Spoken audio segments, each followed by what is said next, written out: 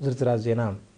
إرترا خب 22 كساب 25 مقابيت أب قبصاويت كتما شرم الشيخ أب استغانعي حمشاي أخيبا منيسرات مكلخال هاجرات متأخب سهل سهرات ساتفام أبز 22 أبال هاجرات تساتفو أخيبا إرترا بأمباسادرا أب ريبابليك قبصي أتو فاسيل قبر السلاسي أتو كيلام أمباسادر إرترا بليبيا أتو عبد الله موساون كموكيل إرترا بسكرتاريات نايتي متأخب تساتفو نيرو تساتفتي أب هلو كنتات زوان مزا أمتاتون دحر زكايدو زته بايتو سلامن صدتان نايت متأخاب زغلطفه كقوم أما داي قبر الشبرا ودب جمناتن نقدك سبن أما نقو أبال هاجرات من لوات حبريتا خدمفه نخنتات دبات ناي زملكتن استراتيجيكاوي حبريتاتات من لوات كهلو وتادراو متحجاز أبال هاجرات كحيل كمون ما أكل كالسا أنصار قبر الشبرا كقوم زبل لبواتات حليفهم أبتا أخيبا وكالت غريخ قبروس اسبانيا فرنسا حبرت أوروبان فليلو وانا صحف ودب حرات هاجرات أب ليبيان تساتفهم نيروم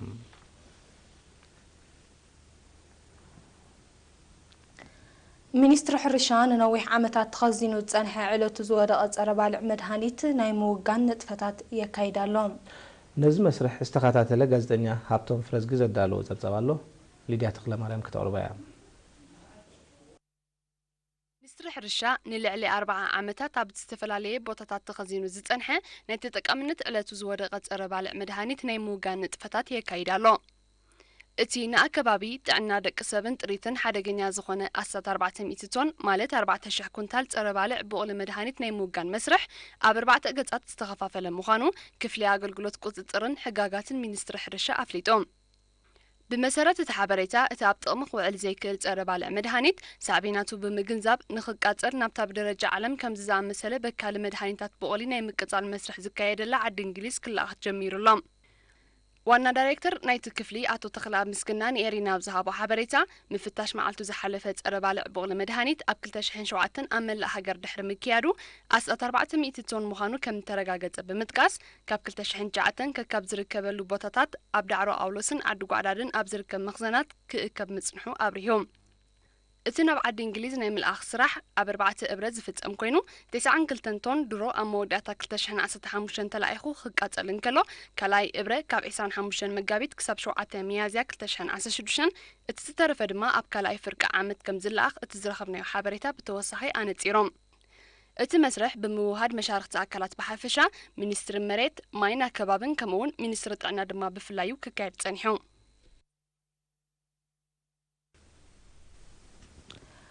ዝኽሪ መበል 39 ዓመት ምሕራር ከተማ ናቕፋ ብ23 መጋቢት ብዝተፈላለየ መሰናዶታት ብድምቀት ተጸንቢሉ ኣብቲ ስነ ስርዓት ጸሓፊ ህግደፋ ብንኡስ ዞባ ናቕፋ ኣቶ መኮነን ተስፋ ማርያም ኣብ ዘስምዑ ቃል ናቕፋ ሓንሳብ ሓራ ምስ ወፀት ዳግማይ ዘይተደፍረትን ኣብ መሬታ ብርክት ዝበሉ ሰማዕታት ሓቂፋ ዘላን ብምዃና ዓመታዊ ዝካየድ ጽምብላ ፍሉይ ትርጉም ከም ዘለዎ ሓቢሮም እቲ ጽምብል ጉጅለ ባህሊ ቀያሕቲ ዕንበባ ብዘቕረብዎ ባህላዊ መሰናዶታት ደሚቆ ነይሩ ናቕፋ ብ23 መጋቢት 1977 ሓራ ከም ዝኾነት ይፍለጥ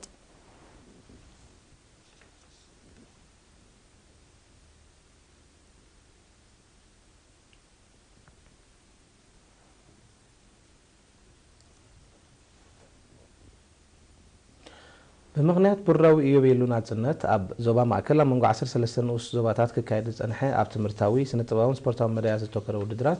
ب26 مقابيت أب سينا مرمى أب استخايدة سنة سرعة تزازيمو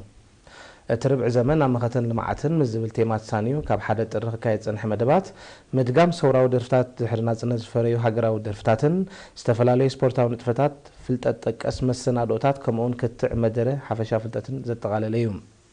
أبون برهاو ما تيزوا مع أكلات سامسونج كفلب زسمعوا قال من سيلنا ناتنتن أكلن تنفاس المهانم تقيسو كم تناتنتن مزعن محاسن استغف لخبيد مسواتي معك أباون تران حلفنتن نايزيزلو ولدو مخانو أجنزيبو أكاد سراح من محدار زوا مع أكلات وزرقيت تولد برهان دما بالروية بيلو ناتنت استغف للرزين مسوات زسكم حلفنت زخاخر بمخانو من سيات أب كل تزكايد المعتا وسرحات بزل عليه كواسو أزخاخيرو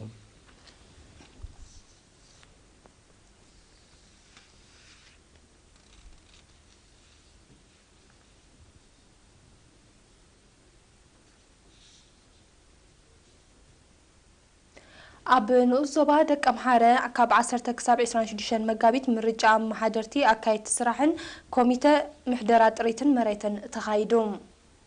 مسرت مرجع اتنمنا محدارات كبابي نفس وكفن محداري كمرصان كلوا اب استفلالي عدسات دما انا برتن كوميته محدر مريتن تمريصم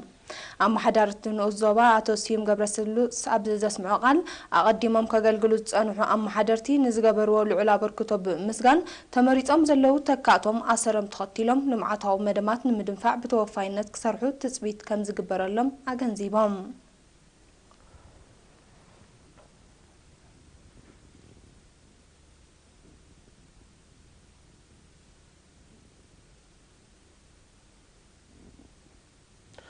ባህላዊ ጉዳያት ህግደፍ ዓቕሚ ስነ ጥበበኛታት ክብ ንባል ዝሕግዝ ስልጠናታት ክብ ጸኒሕ ኢሎም ትማል 27 መጋቢት ዝተመረቑን መቐጸልታ ናታቶም እዮም ነቲ ናይ መመረቕታ ስነ ስርዓት ዝተኸታተለ ጋዜጠኛ ኣዜብ ብርሃነ ጸብጸብ ኣለዋ ባህላዊ ጉዳያት ህግደፍ በአጽሓሕፋ ዛንታ ቅርጽን ምከናን ጽሑፍ ገጸ ባህርን አወሳሳን ከምውን አተአላልያ ፊልምን ድራማን ዘሰልጠኖም 130 ስነ ጥበበኛታት ብ27 መጋቢት ኣብ ሲኔማ አዝመራ ብሰርቲፊኬት ኣመሪቑ 40 ሚእታዊት ካብ ተመረቕቲ ደቂ ኣንስትዮ 80 ሚእታዊት ድማ ትሕቲ 19 ዓመት ዝዕድሚኦም ተምሃሮ ምዃኖም ኣብቲ ኣጋጣሚ ተሓቢሩ ኣብቲ ብምኽንያት ዓለማዊ መዓልቲ ቲያትር ዝተኻየደ ስነ ስርዓት መመረቕታ ደራስን ተመራማሪ ታሪኽን ኣቶ ዓለም ሰገድ ተስፋይ ኣብ ዘስምዑ ቃል ናይ መድረኽ ቲያትር ምጽሓፍን ገጸ ባህሪ ተላቢስካ ክትዋሳኣሉ ሓያል ስለ ዝኾነ ጻዕርን ተወፋይነትን ከም ዝሓትት ብምጥቃስ ኣብዚ ዓውዲ እዚ ዝካየድ ዘሎ ንጥፈታት ክሕየል ኣዘኻኺሩ ወኪል ተመረቕቲ በወገኑ ንዘለዎም ተውህቦ ብዝወስድዎ ስልጠናን ብምድራዕ ኣብ ዕቤት ኢንዱስትሪ ፊልምን ድራማን ሃገርና ዕዙዝ ኣበርክቶ ከም ዝገብሩ ኣረጋጊጹ ኣብቲ ኣጋጣሚ ብተመረቕቲ ዝቐረበት ኣብ መጽናዕቲ ዝተሞርከሰት ኑዛዙዛን ናይ ዘርእስታ ድራማን ካልእ ስነ ጥበባዊ መሰናዶታት ቀሪቡ ተመረቕቲ ኣብ መወዳእታ ኮሚሽነር ስፖርት ባህልን ኣምባሳደር ዘመደ ተኽለ ካብ ዝርከብዎም ሰበስልጣን ወረቐት ምስክር ተቐቢሎም ባህላዊ ጉዳያት ህግደፍ ሎሚ ዓመት ንመበል 7ይ ግዚኡ ብተመሳሳሊ ዓውድታት ብደረጃ ሰርቲፊኬት ዘመረቕ ዘሎ